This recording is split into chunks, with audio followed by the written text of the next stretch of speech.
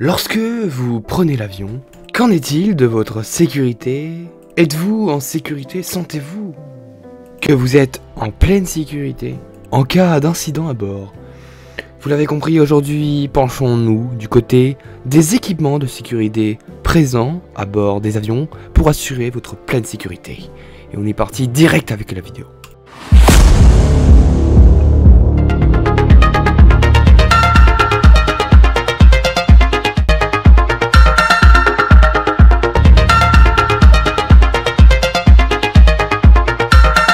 Tout d'abord, avant de commencer la vidéo, je tiens à préciser que les avions sont le moyen de transport le plus sûr.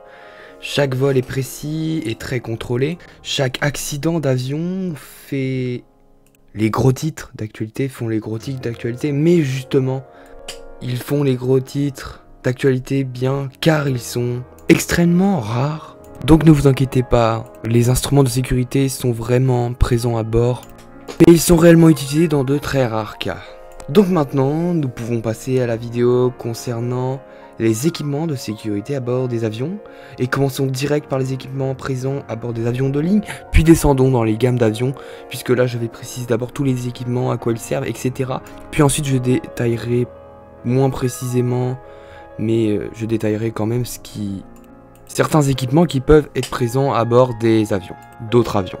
Alors on va retrouver en tout premier dans un avion de ligne, dans un avion de transport, de voyage. Donc on va retrouver en tout premier lieu les instruments de lutte contre les incendies, notamment avec les extincteurs portatifs en cas de feu ou d'incendie en cabine, ou dans les compartiments de bagages par exemple dans la soute également. Donc ça permet donc d'arrêter les départs d'incendie, les petits départs d'incendie. Mais nous avons également donc les détecteurs de fumée et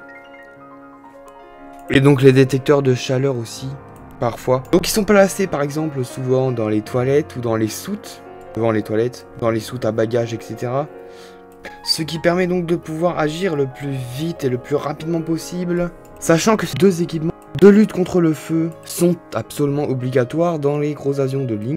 On retrouve dans certains gros avions des tuyaux et des manches à incendie, ce qui est nettement plus rare. C'est seulement dans les plus gros, en cas de gros incendies, là on n'est plus sur un petit départ d'incendie à devoir arrêter. Donc pour ce qui est maintenant du cas des problèmes de dépressurisation, alors la dépressurisation c'est quand la pression de l'air de l'avion dans l'avion chute brutalement.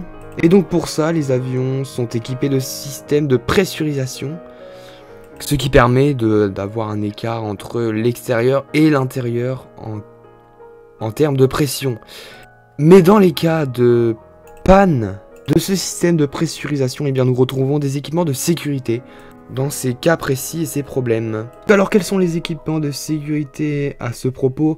Alors on retrouve tout d'abord les masques à oxygène automatiques, qui tombe en cas de chute brutale, de pression bien sûr, ce qui assure un apport en oxygène, et pour l'équipage on retrouve bien évidemment aussi des masques spécialement réservés à eux, donc on nommera les PBE, ce qui peut ainsi être utilisé aussi en cas de fumée. Ils peuvent ainsi intervenir sur le champ, ils permettent donc de respirer de l'air pur.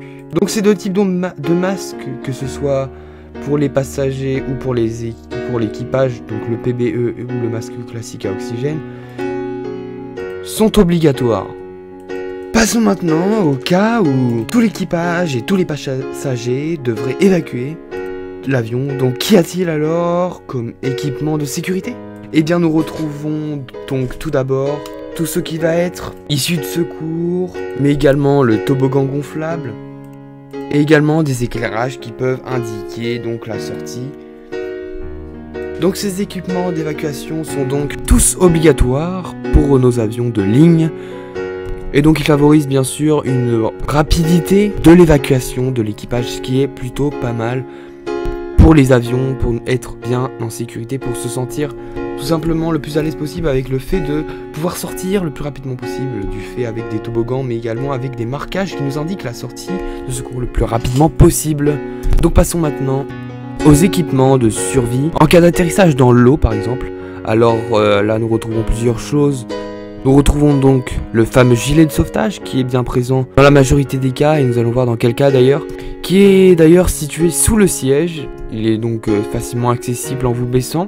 Il y a donc également les radeaux de survie et kits d'embarcation avec nourriture, balises radio, etc.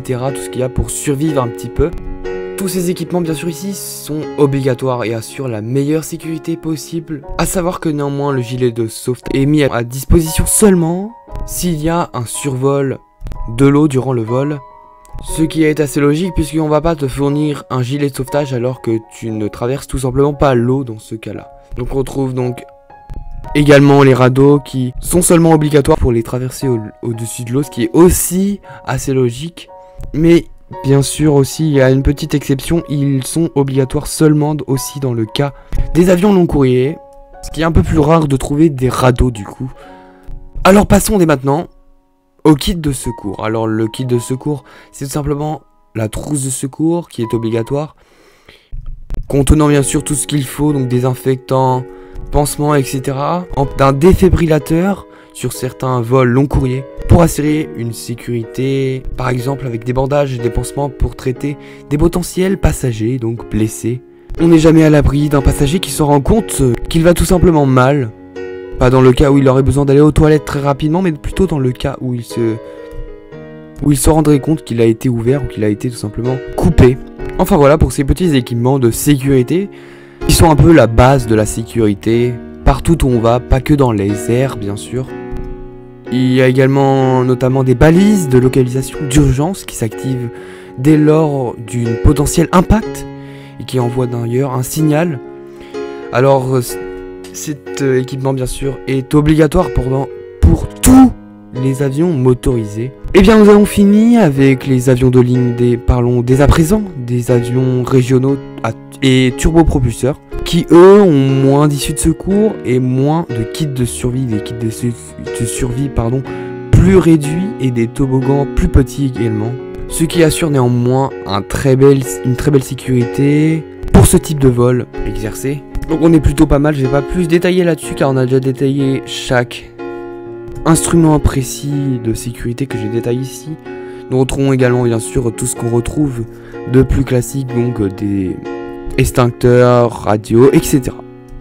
Pour ce qui est des jets d'affaires, c'est encore plus réduit, dû au fait du nombre de places plus faible de passagers, dû au fait également que l'avion est tout simplement plus petit, il est plus fait pour le confort et non pour bourrer l'avion de passagers. Donc on retrouve bien sûr tout ce qu'il y a de plus classique également, donc des masques par exemple, conservant également donc les extincteurs, etc. j'en passe. Cependant les issues de secours sont donc plus marquées et donc également les procédures d'évacuation sont ainsi plus rapides car les avions sont moins grands et donc ont moins de passagers, donc on évacue plus vite le monde dans un plus faible temps, ce qui est vraiment une très bonne chose, pour un très bon point positif également pour ces petits avions de jet d'affaires. Parlons donc des ULM, donc également des avions légers et des avions monomoteurs ou bimoteurs d'ailleurs. Donc les balises sont conservées bien sûr, car ils sont obligatoires pour tout avion motorisé. Nous avons également les extincteurs, les trousses de secours qui sont cependant énormément réduits, donc en modèle réduit. Et nous avons aussi certaines fois donc des parachutes, qui ne sont néanmoins pas obligatoires mais fortement conseillés en vol solo ou surtout en planeur, qui sont à la limite d'être obligatoires, moi je dirais, dans le cas des planeurs non motorisés, je dirais même.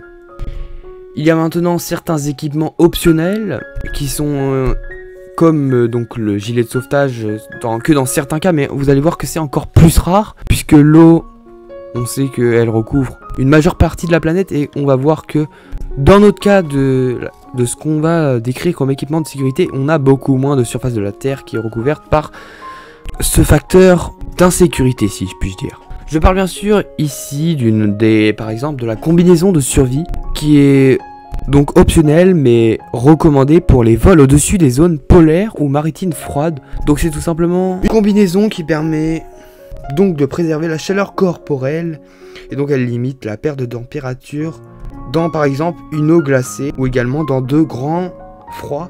Il y a d'ailleurs certaines combinaisons de survie qui sont auto-flottantes, permettant ainsi de ne pas avoir besoin de gilet de sauvetage en plus de la combinaison. Donc cette combinaison possède aussi des bandes réfléchissantes, une lampe, un sifflet, voire même un colorant de surface. Donc c'est une combinaison assez spéciale et assez utile dans les, comme je l'ai dit, dans les cas de zone polaire. Mais bon, normalement déjà qu'on n'est pas supposé attraper d'accidents en avion, on pourrait passer toute une vie à utiliser ce moyen de transport sans même qu'il nous arrive ne serait-ce qu'une petite boulette. Tellement ce moyen de transport est sécurisé, mais on peut voir qu'on retrouve carrément des équipements vraiment très performants. Donc c'est une très bonne chose. Je suis sûr que j'oublie également d'autres pas combinaisons, mais plutôt d'autres instruments de sécurité, d'autres équipements de sécurité que je n'ai pas proposé ici, dans des cas un peu plus rares. Mais en tout cas, pour conclure, on peut dire que bien que les avions sont le moyen de transport le plus sûr et qu'ils sont simplement le plus fiable, on peut voir que ils sont en plus bien équipés à tout incident, ils sont prêts à encaisser tout type d'incidents et d'accidents, des incendies, des crashs des atterrissages dans l'eau, des évacuations, etc. On est prêt à tout dans les avions. Donc franchement, si vous avez peur de l'avion, laissez-vous guider par l'avion. Franchement, cette vidéo, c'est aussi un moyen de vous déstresser et de vous faire bien sûr dire que il n'y a aucun problème avec le moyen de transport de l'avion. C'est totalement bien sécurisé, surtout sur les avions de ligne. Il faut avoir entièrement confiance aux pilotes et à tous, et à l'avion en lui-même en fait. Et il vous arrivera rien, vous inquiétez pas. Hein. En tout cas, si cette vidéo vous a plu, oh, je sais pas ce que j'ai aujourd'hui, j'arrête pas de bafouiller mes mots, mais bon, c'est pas grave. Et bien, n'hésite pas à liker si tu... Bien sûr, attends, j'ai oublié de reprendre la phrase. Si tu as aimé cette vidéo, n'hésite pas à liker cette vidéo.